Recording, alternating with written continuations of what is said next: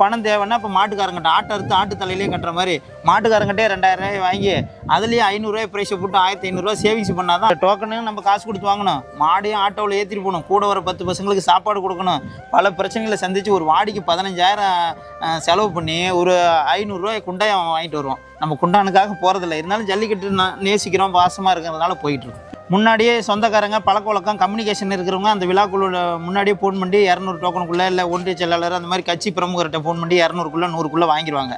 அப்படி வாங்க முடியாத விவசாயி என்ன பண்ணுவான்னா ஒரு காலகட்டத்தில் டோக்கனு 2000 ரூபாய்க்கு அந்த பையன் எவனாவது ஒருத்தன் வாங்கி வச்சிருப்பான். அவன் ஃபோன் பண்ணி 5000 தான் இன்றைக்கி வாங்கி என்ன சரி நம்ம மாடு ஒரு வருஷம் வளர்த்து அடக்க முடியல என்ன பண்ணுறது 5000 போனால் போதுன்னு 5000 கொடுத்து வாங்க தான் தயாராக இருக்கும். வாங்க முடியாது. நம்ம வாங்க முடியாதவங்க மாடு அடைக்க முடியாமல் பொருளாதாரத்தில் பின்தங்கி இருக்கிறவங்க ரொம்ப கஷ்டப்படுறாங்க. பாரம்பரியமான விவசாய பெருமக்கள் இன்றைக்கி மாடு வளர்க்கவும் முடியல, மாடு வளர்த்து கொண்டு போய் ஜல்லிக்கட்டில் விடவும் முடியல. மாடு வளர்த்துறாங்க, ஜல்லிக்கட்டில் விட முடியல. ஆமாம் வாய்ப்புகள் கிடைக்காதனால அந்த மாடுலாம் அப்படியே அவங்கவுங்க கையிலே இருந்தது.